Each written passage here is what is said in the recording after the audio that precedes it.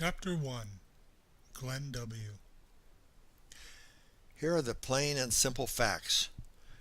You ain't never going to meet a happier person than this old guy right here.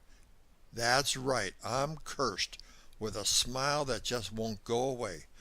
I would like to say that it's because I'm just so dang happy with the world and how things turned out, but I'm going to slap you with the truth.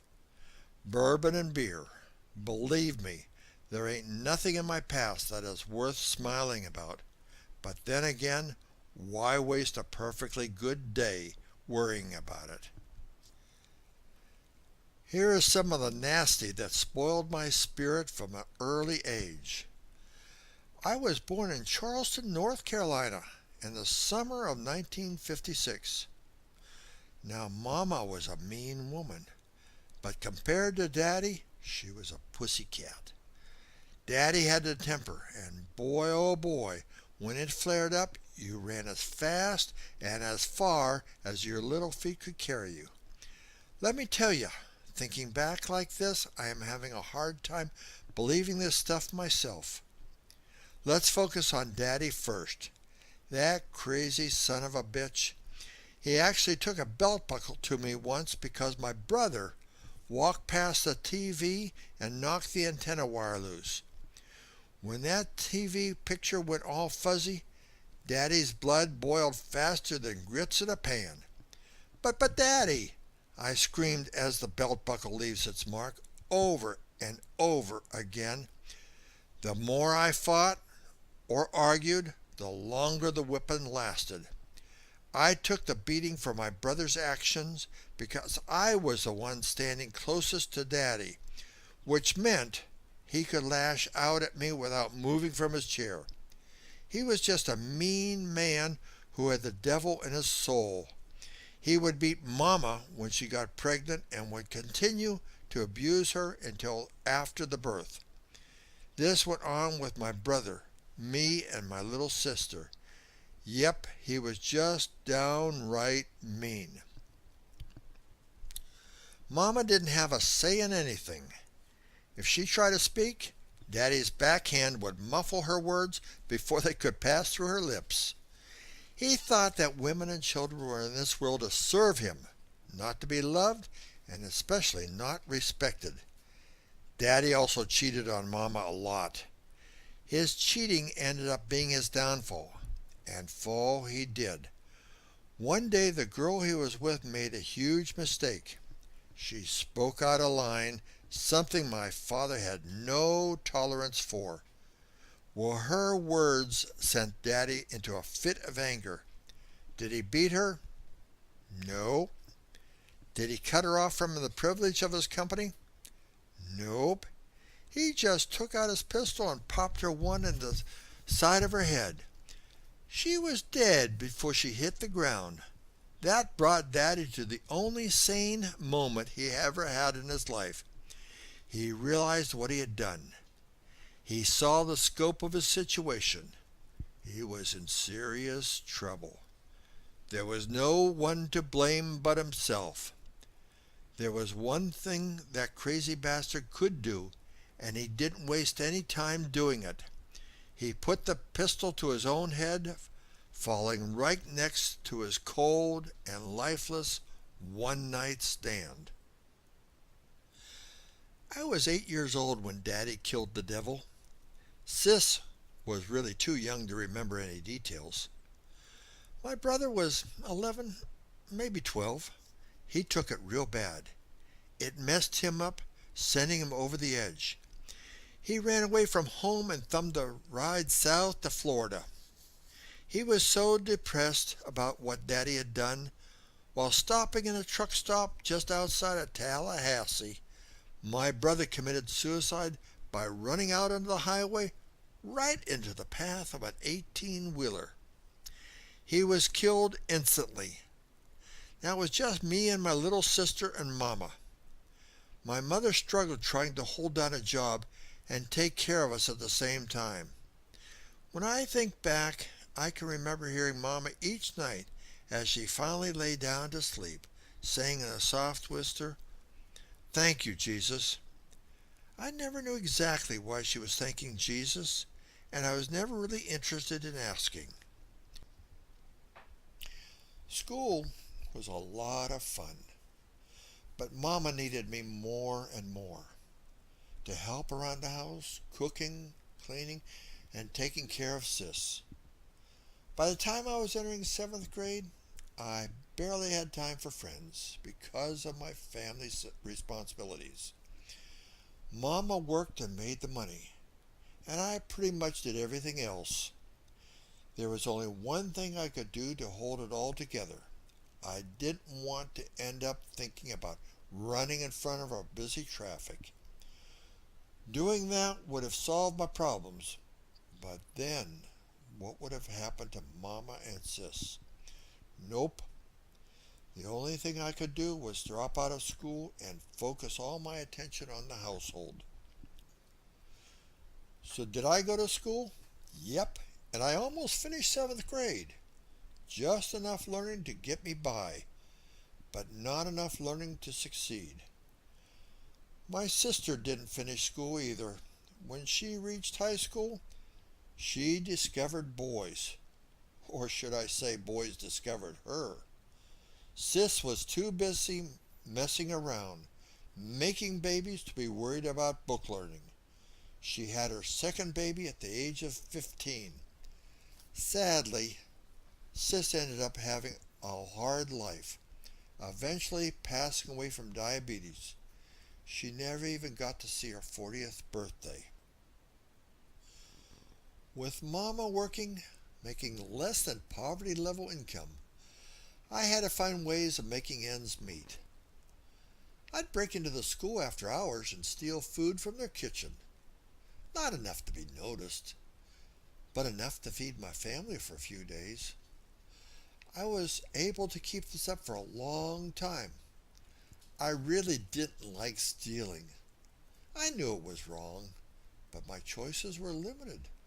I finally became smart and found work as a day laborer. No more stealing for me. I was going to pay my way from now on, and that was exactly what I did. After time passed, Sis was out living with a boyfriend somewhere, and Mama was stuck in her own little world. There was nothing else holding me to Charleston, so I decided to hit the road to see what adventures were waiting for me. The year was 1976, and I was finally free from all my responsibilities. I didn't drink, except for an occasional beer, and I didn't do drugs like most of the people were doing at that time. It was just me, my mind, and my country, all heading out on a journey into the unknown. Well, I hitchhiked down into Florida and picked up the odd job here and there to help finance my trip. After Florida started becoming tiresome, I shook off the Florida dust and thumbed my way west, through the Panhandle and landing in New Orleans. Now there was a town that knew how to party. I was always the kind of guy who liked to have a plan, something to guide me. A destiny, I guess you could call it. Vietnam was over for some time now, and the country was finally at peace. There was a perfect time for me to join the military and let the Navy teach me a trade. My plan of action was to head to New Orleans and enlist from there. After that, the world would be laid at my feet. My goal was clear, and I was acting on it with determination. Well, as I hitchhiked west, an old panel truck pulled up and offered me a seat in the back. I jumped in and was surprised to see the van was packed full of hippies, all dressed in their long hair and bell-bottom pants and tie-dyed shirts. I also climbed right into the middle of the thickest cloud of pot smoke. I didn't even have to smoke any in order to get high. Within 15 minutes, I was laughing and talking up a storm, acting as if these were my long-lost buddies. When they heard my plans of joining the Navy, They all started educating me on the evils of the military. I smoked, I listened, I pondered. I was informed that there was plenty of work out there where someone like me could be in charge of their own destiny, without swearing an oath to kill other humans. By the time we reached New Orleans, I was actually starting to believe all that hippie stuff myself. I never did join the Navy. My plans had been modified by me and the hippies. One of them, I think his name was Sunshine or Sunbeam or something to do with daylight, introduced me to his uncle, who ran an ice cream business. I was offered a job immediately. I was now driving an ice cream truck up and down neighborhood streets, ringing the bell, causing all the kids to come running. I really actually enjoyed the job. I made so many people, kids that is, happy and made a decent wage as well. But now I started drinking more and more, probably as a way of dealing with my past. I just wanted to forget Daddy and the ugliness that he caused. I was hanging out in the French Quarter every night, pounding hurricanes with beer chasers. My day went something like this: an egg with toast for breakfast, then off to work for 4 hours. At lunchtime, a hot dog at the pub with a beer or two would hit the spot. Then back behind the wheel of the ice cream truck for another 4 hours, finishing my workday around 5 p.m. Then I would take the bus to the French Quarter and remain there until I passed out in some gutter. I would then find my way home, what happened to be nearby, and flop down on my bed. Once the alarm clock went off, I would crawl into the shower, prepare my egg and toast, and do it all over again. I never saw it coming. All the alcohol just snuck in there and took control of everything, including my priorities. Within months, I was at a point where I shouldn't be driving. My boss noticed my condition, and finally the day came when he had to pull me from the trucks. He offered me work on the loading dock, but the hours were minimal and so was the age. I just smiled, thanked him for the work, and walked off into the sunset, never looking back. The adventure continued. It was time for the Big Easy and me to go our separate ways. With thumb outstretched and backpack filled with my worldly possessions, I continued my journey west. Texas seemed like a promising place, so I thanked my ride for the lift, hopped out, and gave the Texas lifestyle a try. I tell you, everything is bigger in Texas. I felt right at home. I loved the people, and I loved the music. I was raised with country and western songs on the radio, so Texas and all the music it had to offer was no disappointment. It was either country and western or gospel. I really liked the gospel too. I'd been on the road long enough and had seen enough during my childhood to realize that there had to be a higher being out there somewhere. Why else would Daddy have killed himself if God didn't make him do it? I think my daddy was in the battleground between God and the devil, good and evil. And just like the Bible says, God always wins. I started working various day jobs, some lasting only a day, 2, others going on for weeks or even months. I spent a lot of time in Texas, all over the state, filling my pocketbook and killing my liver. Then, like every other time before, I started getting restless as the urge to move on started taking over. That urge was as powerful as my addiction to booze. When it spoke, I listened. But for some reason, God was tugging me in a different direction. He had my backpack loaded and my thumb sticking out like a beacon before I even knew it. I was on my way again. My final destination was to Sacramento, California. Thinking about it, it still made me laugh. Sacramento? Who in their right mind would want to go to Sacramento? Ah, right mind. I never really had one of those, so I guess Sacramento made some sense after all. God's purpose is not for me to question, and so I just followed what ended up being like the sheep to the slaughter. That was where I met the woman of my dreams, or should I say nightmares. She was a big girl, and I loved her. I also thought she loved me. But I learned over time that to her, I was just a boy toy. I was a possession for her to control. Together we had 2 boys. I guess now one would be 23 and the other close to 27 years old. Our marriage lasted for 16 years before I built up enough courage to make my escape. Man, I tell you, she was just like my daddy, all rolled into the core of this one woman. Now, looking at me, you can see that I'm not a big muscle-bound kind of guy. I'm a little guy who loves to love and wishes that we could all simply get along. If you take the world leaders and put them in a room and lock the door, then place a bottle of bourbon on the table, I guarantee you that an agreement would be signed before the bottle was dry.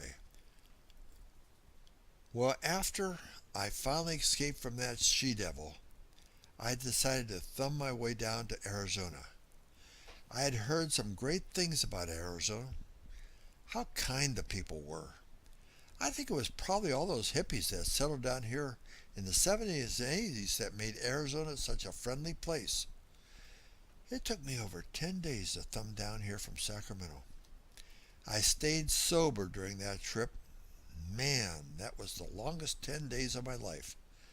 Nobody wants to pick up a drunk on the highway. Maybe they're afraid that I would throw up in their car or get out of control. I'm just not that kind of drunk. I'm the guy that likes to have a drink, sit with friends like you, and have a long conversation about all kinds of things, like the meaning of life or world peace. Speaking of world peace, if I had a wish, if I could have anything I wanted, I would wish that the entire world, every single person in it would be happy, like I am right now. Sure, I probably am happy because of the drinking. I had my first sip today at sunup. But you know what I mean. At least I am happy. I sit here day after day watching people rushing all over the place, and I can see the anger and unhappiness on their faces. In some ways, I'm so much better off than they are.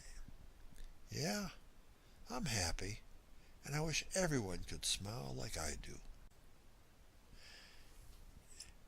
Anyway, if I were to look back and try to think about my life and pinpoint any regrets, I guess the main thing I'm sorry about is dropping out of school. I don't like being the dumb guy in the crowd. But then again, who cares what they think? If I were to try and pick what was a gold moment from my past, I would have to say getting as far away from my demonic family as I could. That was the smartest thing I ever did, and I never looked back. Do I think there's a God? Absolutely. He is what's kept me going through all these years. God is the only one out there who looks out for me, especially when I'm going through times when I'm not capable of looking out for myself. Praise God. Now all I need to do is focus on my new dream. I need to find a wife that would love me for who I am, a wife who loves to laugh, loves to cry, loves to love. If I found a woman who could put up with me, then maybe I'd be able to quit drinking and find a job. Then I would have everything.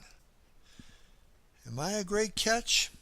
Well, if you saw some of the other fish in the sea, you would agree that I'm not that bad of a catch. I get a Social Security check every month. Well, it isn't really a check, it's more of a direct deposit. That gives me just enough to cover my needs. I smoke cheap tobacco, drink cheap liquor, wear cheap clothes, and eat cheap food. So I guess you can call me a cheap date. I think I'm ready for the next chapter of my life. Finding a wife so I can settle down. I still sleep in parks under trees, but would love the warmth of a bed with a wife. Would I love her? Well, like they say in that old song, what's love got to do with it? I need to get going now. I have to make my rounds. First, I need to go to the bank and get a few bucks. Then I'll pick up some cheap tobacco, some cheap liquor, and who knows, maybe I'll stumble onto a cheap woman at the same time. Just kidding. If you know of anyone out there who can handle a handsome guy like me, bring him by. Who knows, maybe you'll be dancing at my wedding. But tell me one thing before you leave. Have you ever met someone who smiles as much as I do? I hope you have an awesome day, and don't forget to laugh, at least once. Remember my number one rule. Be happy today because you may not be happy tomorrow.